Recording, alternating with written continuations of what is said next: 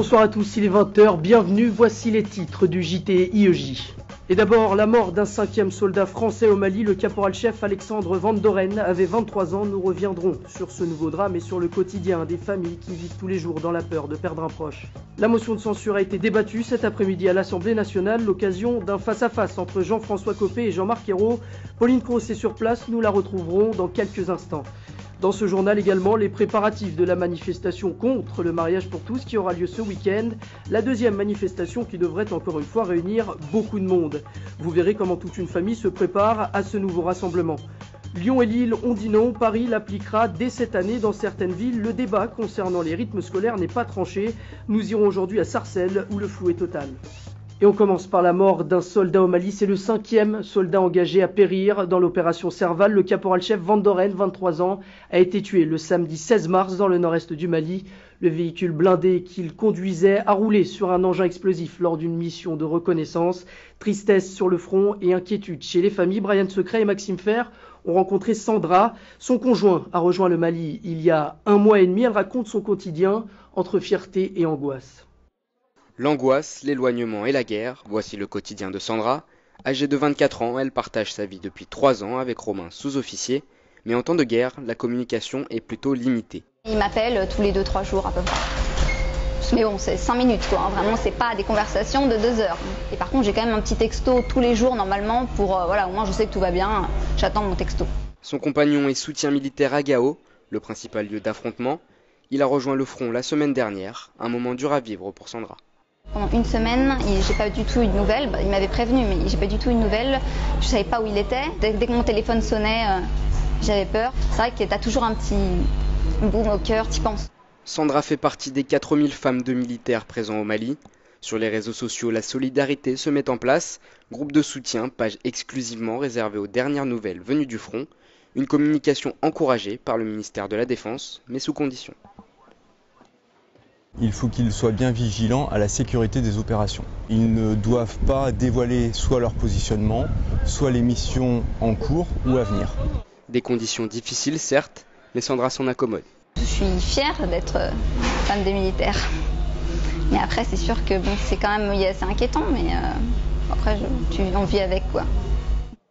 La mission de Romain devrait se terminer en juin. Il reste donc encore quelques mois d'appréhension pour Sandra. Inquiétude toujours autour de la mort d'un otage français au Mali. Philippe Verdon avait été enlevé en novembre 2011 avec un autre otage français. L'information concernant sa mort a été relayée par une agence mauritanienne qui semble crédible. C'est cette même agence qui annonçait la prise d'otages dans le complexe gazier d'In Amenas.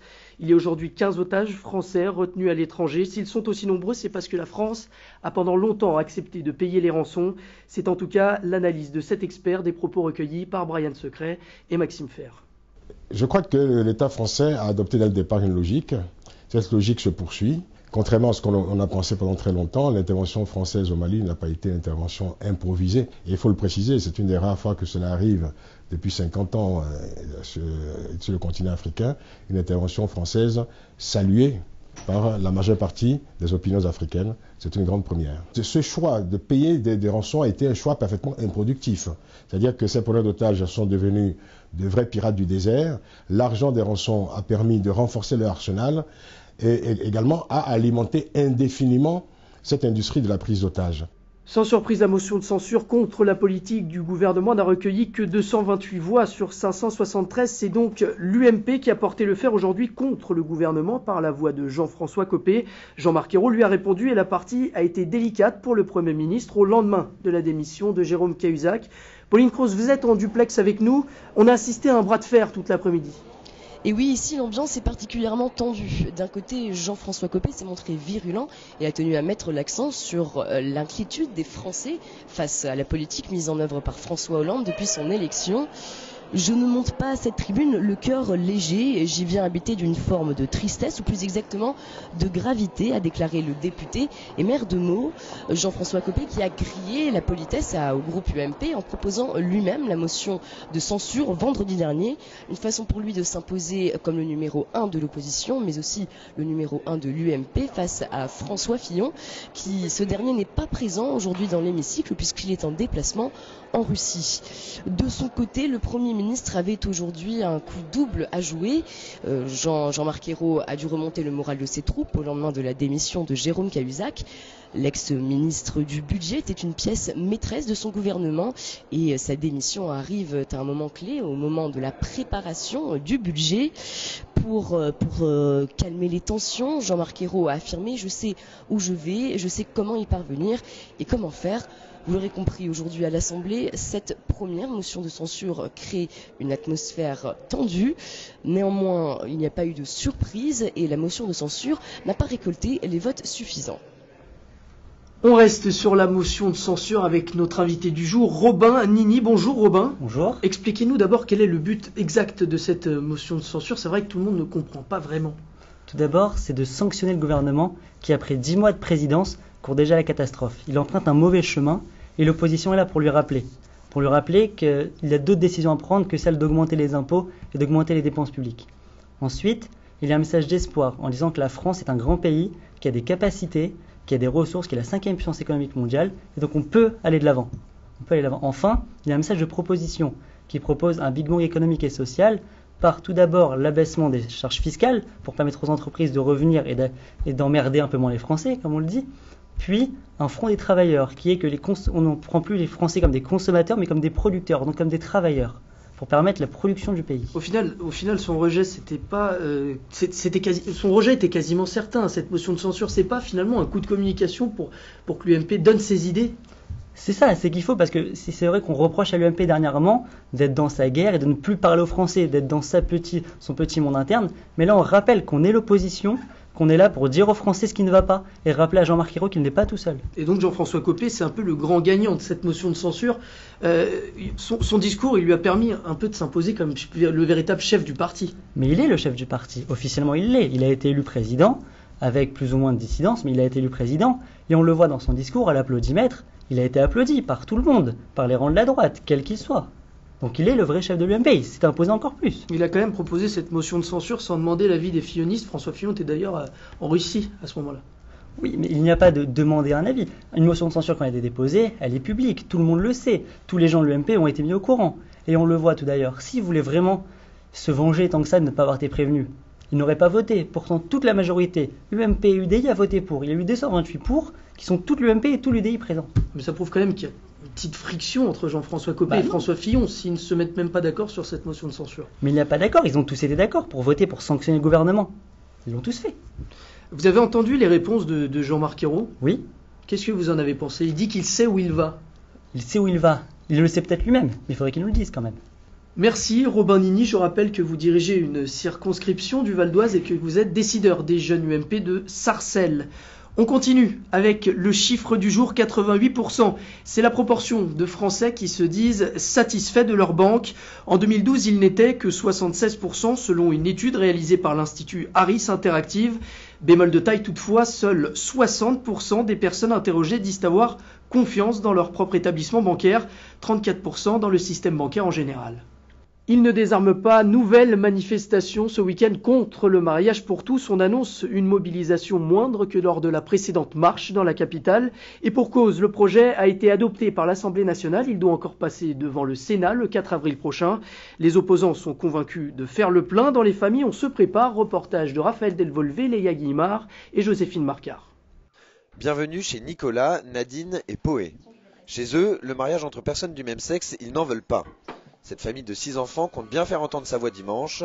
En attendant le week-end, on en discute en famille, même avec les plus jeunes. 2 papas ou deux messieurs qui se marient. C'est pas bien. Et si jamais c'était 2 mamans qui se marient? C'est pas bien.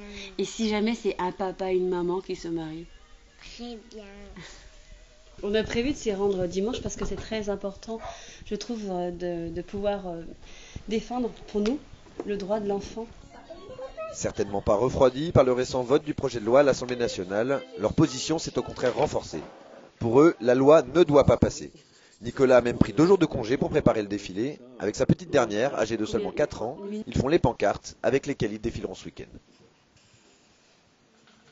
Ouais, on est dessus, là. Il y a Nadine qui est en train de finir de colorier les lettres, là. Ouais, c'est un truc assez simple, c'est plutôt sympa. Ce 3e rassemblement est moins attendu que les précédents, plus difficile cette fois-ci de rassembler les troupes. À la manif, malheureusement, on n'ira qu'avec Poé. parce que ses frères et sœurs sont maintenant des jeunes adultes. Et ils font un peu ce qu'ils veulent, mais je pense qu'au fond d'eux, ils pensent comme nous. Oui, c'est le papa et elle, c'est la maman. Un papa et une maman, ce sera leur credo dimanche. Paris a donc dit oui, la réforme des rythmes scolaires s'appliquera dans la capitale dès septembre 2013. Bertrand Delanoë appuie donc la réforme de Vincent Peillon, alors que Lille et Lyon, autres villes socialistes, ont décidé de repousser l'échéance d'1 an en septembre 2014. Certaines communes n'ont pas tranché. À Sarcelles, par exemple, on s'interroge encore et la mise en place de la réforme fait débat, même au sein des familles. Anne-Claire Soulet, David Khalifa et Jenna Pariante. Il est 7h15. Shai prend son petit déjeuner avant d'aller à l'école. Nous sommes mardi et en ce début de semaine, ce petit bonhomme de 7 ans est déjà fatigué. Demain, mercredi, il pourra se reposer, mais cette journée de liberté pourrait bien être supprimée dès la rentrée prochaine. La maman de Shai appréhende déjà cette semaine des 4 jours et demi. D'ailleurs, c'est sûr que ça aussi, ça va être un problème. Je ne sais pas si tu veux faire foot l'année prochaine. Bah oui. Et comment tu vas faire si c'est foot le mercredi? Comment on fait? Si vous voulez faire du foot le mercredi, donc je ne sais pas... École le matin, foot l'après-midi, tous les jours à l'école jusqu'à 6 heures. C'est pas un rythme pour un enfant de 8 ans. Pour Shai, les journées sont déjà longues et plus chargées que dans d'autres pays. 6 heures de cours, c'est le temps qu'il passe dans sa classe de CE1. Les 4 jours et demi à Sarcelles, ce n'est pas pour tout de suite. La commune est encore dans l'incertitude. Pour les enseignants, les enfants ont besoin de la pause du mercredi pour recharger leur batterie et mieux assimiler le programme. C'est vrai qu'en fin de semaine, on sent la fatigue qui les pèse le vendredi, mais sinon, moi le jeudi, avec la coupure du mercredi, je vois vraiment pas de différence. Je trouve que le jeudi, ils sont en forme, ils sont compétents et que le fait qu'il y ait une coupure le mercredi, ça n'a pas changé. Leçon B, là, c'est les combien de faire. Emilia, leçon F, qui fait. Même son de cloche chez les parents d'élèves avec ce projet de loi qui arrive trop tôt. Le futur aménagement du temps de travail reste pour eux très flou. Donc il faut réfléchir autrement ce temps-là. Les principes d'égalité de tous les enfants face aux activités, le principe de gratuité qui n'est pas dans le décret, puisque les familles peuvent très bien être amenées à payer si la ville le décide. La ville peut décider que des activités soient différentes sur tel quartier ou sur tel autre. Du côté de la mairie socialiste, aucune décision pour l'instant. Même si on aimerait bien jouer les bons élèves du gouvernement, on sait déjà que cette réforme coûtera cher à la commune. Une fois qu'on aura travaillé sur quels vont être les horaires, est-ce qu'on travaille le mercredi ou est-ce qu'on travaille le samedi? Vous savez, la demi-journée en plus, est-ce qu'elle est mise plutôt le mercredi ou plutôt le samedi? Ça, c'est pas non plus...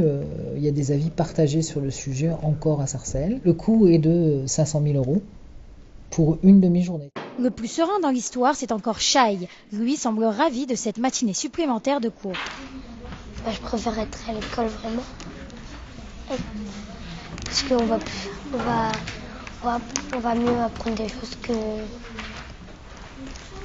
que d'habitude. Et pour le foot, dans tous les cas, ce sera le mercredi après-midi. C'était la proposition 33 du candidat Hollande. Le contrat de génération lancé en grande pompe il y a 1 mois et demi est officiellement entré en vigueur lundi. Les PME de moins de 300 salariés peuvent désormais bénéficier d'une aide annuelle de 4 000 € pour chaque jeune embauché tout en maintenant l'emploi d'un senior. Le fabricant et distributeur de produits industriels Supratec applique déjà ce contrat de génération. Marc Fayad et Amina Hamoum. 40 ans les séparent. D'un côté, Claude Barbon, 62 ans, directeur commercial chez Supratec, et Maxime Prieto, un jeune diplômé de 25 ans. Pour l'aîné, l'objectif est de transmettre des savoirs et de l'expérience. Ça porte ses fruits puisque l'intégration est beaucoup plus rapide et donc l'efficacité arrive plus vite. Pour moi, c'est valorisant aussi de transmettre une expérience. Les résultats sont là. Grâce à cette tutelle, Maxime est devenu directeur de section en à peine 1 an et demi. Claude va petit à petit me donne de plus en plus de choses.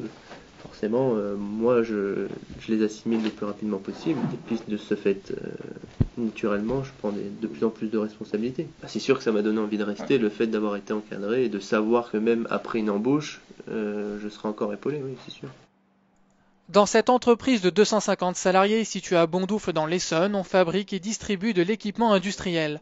Les duos senior-junior portent leurs fruits depuis maintenant 10 ans, même si pour certains économistes, cette mesure n'est pas une solution sur le long terme face à la crise. Concrètement, à court terme, oui, c'est efficace, mais pas à long terme. C'est, comme toujours, un sparadrap qu'on met sur une plaie ouverte.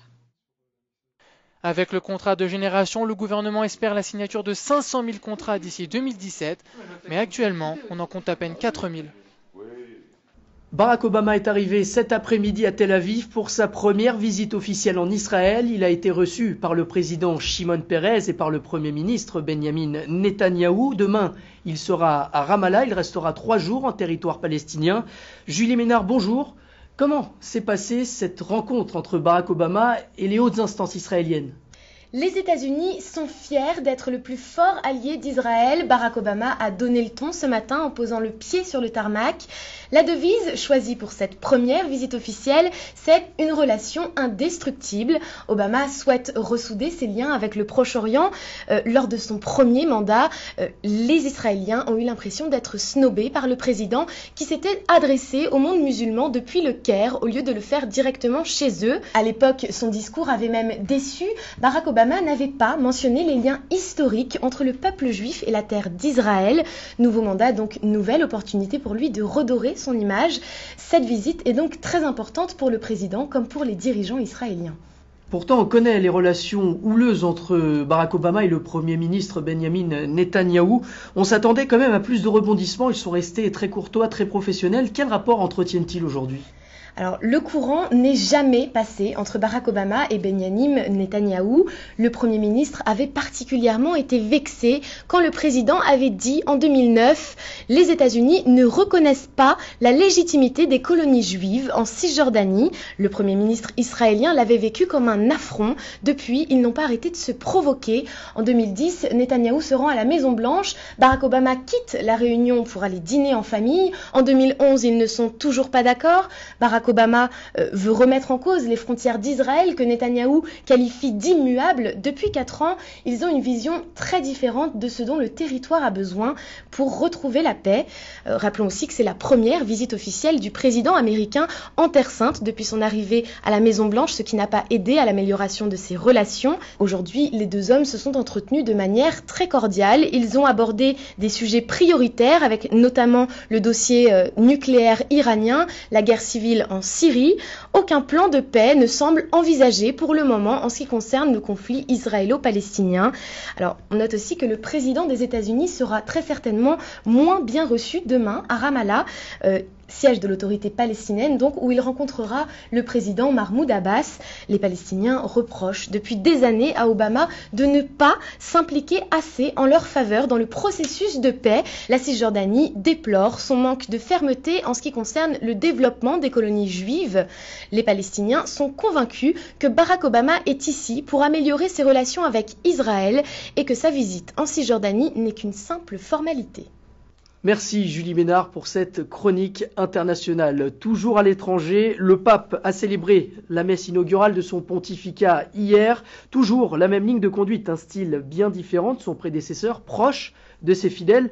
Un comportement qui fait réagir chaque propos, chaque mouvement du pape François est décortiqué. Dans le 16e arrondissement de Paris, le prêtre et les paroissiens de Notre-Dame-de-Grâce de Passy se sont confessés à Amélie Cochet et Maxime Van Peborg. Le Seigneur soit avec vous. Luc de Belsize est un jeune prêtre de 32 ans. Il officie dans plusieurs églises du 16e arrondissement de Paris. Admiratif du pape François que personne n'attendait, il estime que ce nouveau souverain pontife saura répondre à toutes ses attentes. Je pense que ce pape sera vraiment un grand ami des plus pauvres. Et ça a suscité beaucoup de joie dans sa manière de s'exprimer. Il a une grande simplicité, il s'est touché le cœur. Donc les papes, là aussi, Benoît XVI était un homme d'une très grande intelligence qui savait aussi s'adresser au cœur et qui était simple. Ils n'ont pas la même manière de prêcher, la même manière d'être. L'enthousiasme du prêtre est partagé par ses paroissiens. Ils ont confiance en ce nouveau pape et en sa capacité à faire renaître l'Église. Par rapport à ce qu'il a pu montrer dans ces 4, 5, 6 premiers jours, c'est que vraiment...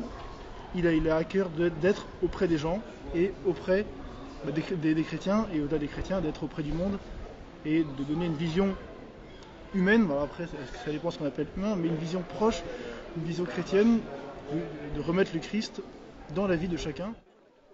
Avec le pape François, le père de Belsize espère faire grossir les rangs de sa paroisse en rassemblant les jeunes. On va maintenant évoquer un milieu où il n'y a pas que des enfants de cœur, le rap. Le procès d'Orelsan débute demain. Il comparaît devant la justice pour un morceau à caractère misogyne sorti en 2009. Plus récemment, ce sont les clashs entre Booba et La Fouine qui étaient au centre de l'actualité, une histoire qui est même allée jusqu'au coup de feu. Le rap ventile grâce à la violence, est-ce une stratégie marketing? Julie Ménard et Pauline Cross. Les nerfs en pleurs, je vais te mettre en cloche et t'avorter à l'opinion. Ces paroles sexistes et violentes, Anne-Marie Vieussat ne peut plus les supporter. Cette féministe de l'association La Barbe est scandalisée par les paroles de cette chanson signée Orelsan, un rappeur français. Elle regrette l'impact que ces textes peuvent avoir sur les jeunes. Ce qui est très grave, c'est qu'on s'habitue à la violence. On entend la violence et on ne reconnaît pas la violence. Les élèves ensuite banalisent ça. Ils vont banaliser sale pute pour dire à une copine t'es qu'une sale pute, je te crève. Ils l'entendent à leur radio, c'est leur poste, c'est leur musique. C'est la banalisation de la violence. Mais je baisse des putes, ces défenseurs qui me chargent se prennent des doigts dans le cul. Voilà un extrait live du dernier album d'El Matador, le rappeur marseillais. Il était l'invité de Planète Rap, l'émission de Skyrock, et même si certains mots peuvent heurter, pour l'animateur Fred Mussa, il ne faut pas diaboliser l'ensemble de ce genre musical. T'as en effet des textes de rap qui sont loin d'être artistiques et qui sont juste un ramassis de haine, mais comme tu peux l'avoir dans certains textes de rock balancés, certains textes de variété où t'as des mecs qui chantent tout et n'importe quoi, si tu veux. Résumer la musique à 2-3 textes violents qui ont un coup de buzz et disparaissent aussitôt, c'est pas ça, quoi. Ce serait trop simple. Alors le rap qui dérape, aux États-Unis les rappeurs ont même franchi un cran supplémentaire. Lil Wayne fait d'ailleurs un carton plein avec sa chanson obscène Lollipop. Et c'est souvent sur les réseaux sociaux qu'on assiste à toutes sortes de dérives verbales. L'Union des étudiants juifs de France tire la sonnette d'alarme. Sous prétexte d'humour, les propos antisémites s'accumulent sur les réseaux sociaux comme Facebook ou Twitter. Peut-on tout dire sur la toile? Y a-t-il un moyen de contrôler les propos? Dioumasso et Inès Malou. Un bon juif est un juif mort, ou encore si j'étais nazi, mes gâteaux préférés seraient les petits fours. Voilà ce qu'on a pu lire sur Twitter pendant quelques jours. Des propos antisémites souvent dissimulés derrière l'humour, qui n'ont pas fait l'unanimité sur Internet. Thibaut, internaute influent avec plus de 13 000 followers sur Twitter, a été l'un des premiers à s'indigner. Il faut que les gens se rendent compte que voilà, c'est pas parce que c'est juste 140 caractères et une photo que ça y est, on peut tout dire, quoi. L'Union des étudiants juifs de France, l'UEJF, a décidé de porter l'affaire devant la justice et Twitter a dû délivrer les identifications des auteurs des messages antisémites. Le hashtag un bon juif était arrivé parmi les 3 sujets les plus populaires sur le réseau social Twitter. Nous avons poursuivi ce matin le président de Twitter et engagé sa responsabilité pénale. Et Jonathan Ayoun ne compte pas s'arrêter là, il réclame 38,5 millions d'euros à Twitter. Pour Jérôme Vosgien, expert en sécurité informatique, la loi doit être appliquée partout et même sur Internet. Internet, ça met rien d'autre en évidence que les gens de la vraie vie. On dit Internet, c'est du virtuel ceci, c'est du virtuel cela. À part le fait que les gens sont derrière des écrans, ça reste des humains qui communiquent avec des humains. Twitter a réagi en supprimant le hashtag « Si j'étais nazi », une première avancée avant le procès. Alors que s'ouvre demain le salon du tourisme, 48% des Français ne partiront pas en vacances selon un sondage du cabinet ProTourisme. La crise fait son effet. Ceux qui partent cherchent la solution à moindre coût. Ça passe souvent par Internet. Comment les agences de voyage traditionnelles arrivent-elles à survivre? Qu'apportent-elles encore aujourd'hui? Anthony Salan et Mario Bessière ont suivi une jeune avocate qui prépare ses vacances d'été. À l'approche de l'été, il est temps de préparer ses vacances. À l'heure d'Internet, quelques clics suffisent pour trouver son bonheur. Avec ses premiers salaires, Maël dispose d'un budget de 1 000 € pour s'évader 2 semaines à Lisbonne avec son petit ami. Après quelques heures de recherche, son choix se porte sur un séjour qui colle avec son budget, un hôtel 3 étoiles en plein centre de Lisbonne. L'hôtel Borges, un 3 étoiles aussi, près du château Saint-Georges, qui est à 1 012 €. Maëlle décide de comparer avec une agence de voyage. Pour ses vacances, elle souhaite trouver le bon compromis entre prix et service. Donc j'avais trouvé l'hôtel Borges, oui, à 1 012 €. D'accord. Donc là, c'est vrai que si on prend les vols et l'hôtel, moi je suis à 1180 avec le petit déjeuner. Un prix légèrement plus cher que celui trouvé sur Internet, mais qui s'explique par une certaine expertise. Par rapport à Internet, on va apporter quand même beaucoup plus de conseils, parce que on va peut-être connaître le produit, connaître la destination, également une aide et une assistance avant le voyage, pendant le voyage et après le voyage. Pour 150 € en plus, Maëlle préfère partir en vacances avec une agence de voyage, un choix à l'encontre de la tendance, puisque de plus en plus de Français passent par Internet. En 2012, 42% d'entre eux ont réservé leur séjour en ligne. David Khalifa vient de rejoindre le plateau. Aujourd'hui, on va parler de tatouage. Ce week-end s'ouvrira le Salon international du tatouage à Paris. C'est un peu plus qu'une mode, c'est même entré dans les mœurs. Oui Adriano, je suis allé à la rencontre de JB, tatoueur depuis 10 ans maintenant. Alors le tatouage c'est effectivement de plus en plus courant en France, mais il faut savoir que c'est un métier d'artisan avant tout, avec une clientèle très variée. Regardez. Voilà, je me trouve actuellement dans l'atelier de JB, un atelier de tatouage qui est situé dans le Val-de-Marne, à Brie-sur-Marne exactement. L'atelier s'appelle Pardon Maman. Alors ma première question, JB, va être pourquoi Pardon Maman ? Alors tout simplement parce qu'on a besoin d'un nom pour l'enseigne et qu'on cherchait quelque chose d'un petit peu original, un petit peu différent et qu'on s'est arrêté là-dessus un peu parce que c'est ce qui nous plaisait le plus, quoi. À quel genre de clientèle a-t-on affaire quand on est tatoueur ? Toutes. Il y a plus de règles. Enfin ici j'ai eu vraiment des policiers comme des médecins, des infirmiers, vraiment tous les corps de métier, quoi. D'accord. Et on sait que le prix d'un tatouage ça varie selon quoi en fait ? Selon la taille, selon le temps que vous mettez à le faire, enfin selon quoi ça varie ? Alors, il y a plusieurs critères. Souvent, on me demande ça, justement. C'est intéressant, c'est que souvent, on me dit « Mais c'est bizarre, je comprends pas, le tatouage de mon ami est plus grand, là, ça coûte plus cher. » Du coup, voilà, il y a plusieurs paramètres. Il va y avoir la zone, la taille, s'il y a des couleurs ou pas, suivant aussi la densité de détail, puisque c'est pareil, on peut faire un portrait réaliste couleur qui va être de cette taille-là, qui va nous prendre vraiment plusieurs heures, et on peut faire la même taille, juste un carré tout noir, qui va nous prendre beaucoup moins de temps. Donc c'est vraiment, il y a plusieurs choses qui rentrent en compte. Tu peux nous montrer un peu alors les dessins que tu as sur... Je peux en montrer quelques-uns, bien sûr. J'ai certaines choses qui sont déjà ici. Donc voilà, des choses un peu plus féminines qui vont être plus de l'ornement, voilà, des petites fleurs avec un côté ornemental justement pour aérer et étirer le motif. Je vais avoir des choses, voilà, ça c'est très japonisant, ça s'appelle une carte koi avec des fleurs de cerisier asiatique. Donc là, il faut savoir que c'est blanc parce que la personne avait déjà en fait D'accord, quelque chose. On va mettre quelque chose, voilà, un mot, quelque chose. Faire une composition Il faut avec. oser quand même. Donc voilà, tu vas avoir des choses plus noires et grises. Donc là, c'est très tramé, c'est parce que c'est du... Alors à quoi reconnaît-on un bon tatoueur ? Alors, malheureusement, il n'y a pas de règle pour ça, c'est au goût de chacun.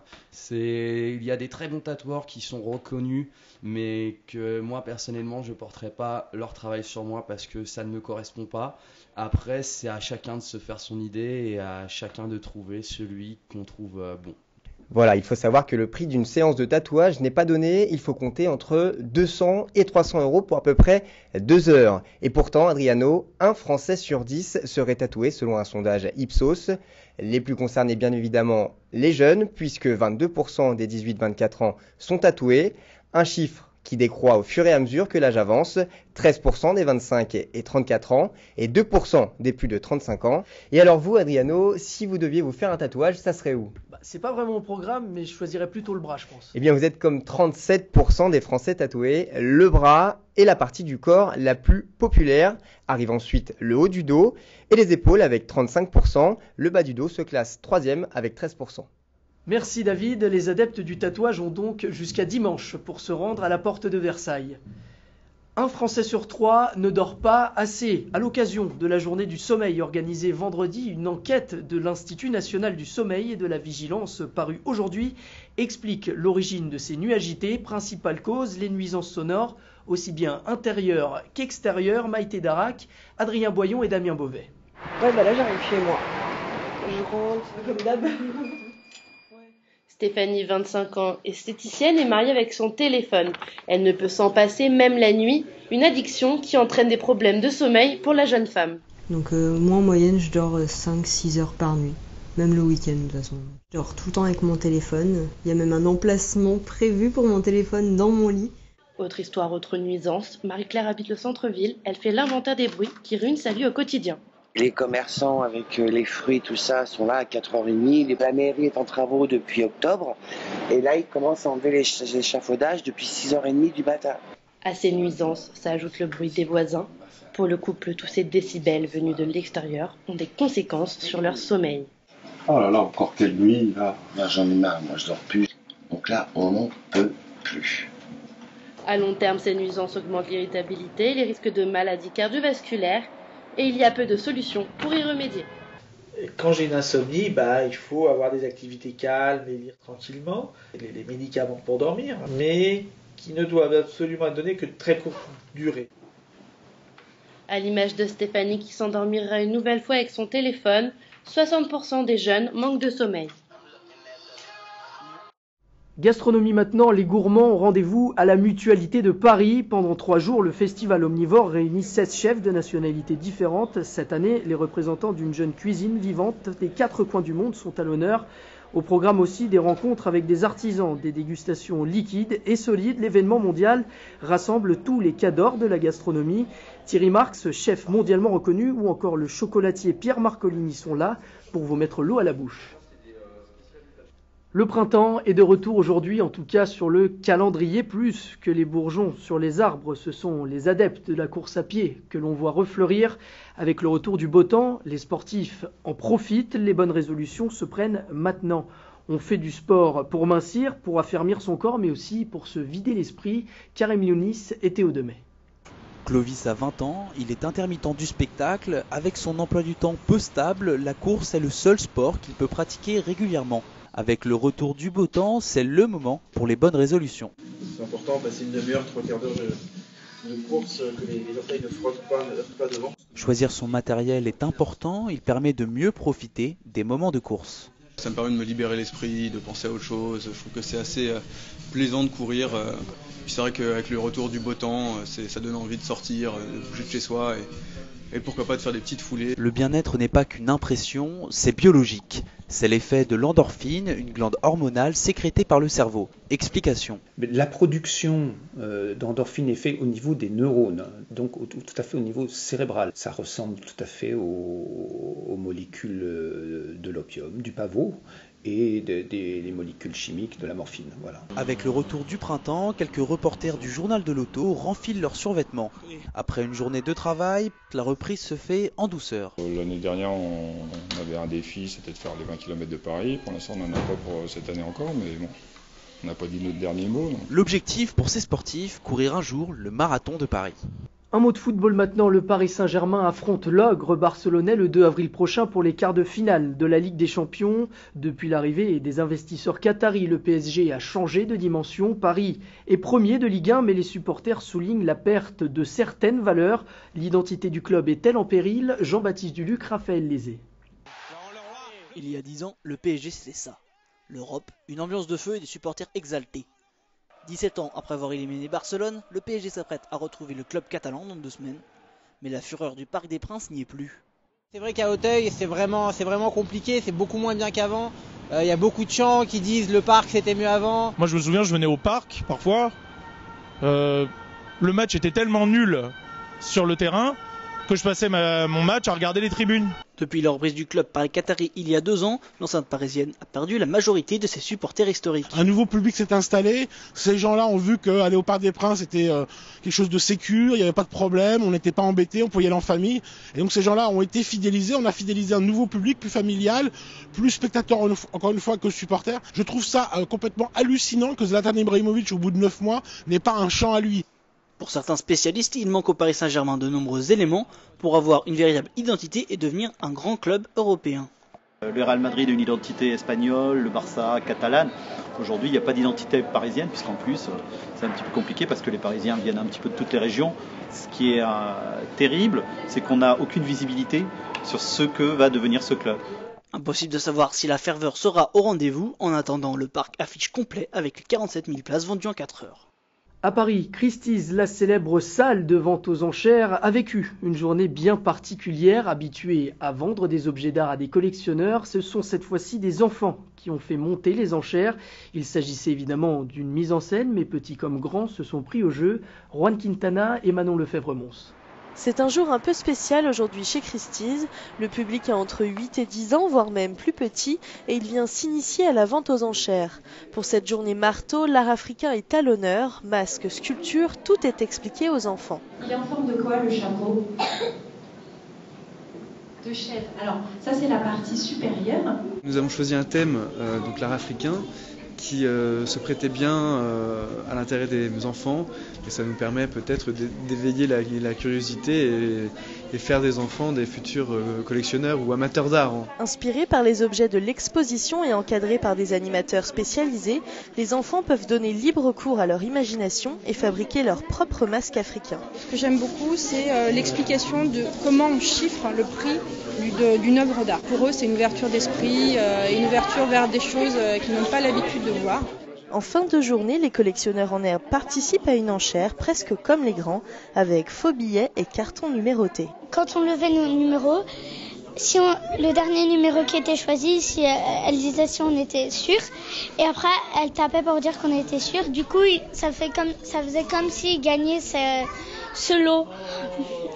Sauf qu'on les a pas gagnés, comme ça coûte beaucoup trop cher pour nous et que c'est pas des vrais billets. À 160 €, c'est bien vu. Dernière chance et sans regret, il juge. Pour 160 €, c'est un petit garçon de 8 ans qui remporte l'enchère, sans doute un futur amateur d'art africain. Merci à tous d'avoir suivi ce journal. Vous pouvez voir et revoir cette édition sur le site de l'Institut européen de journalisme, iej-paris.com.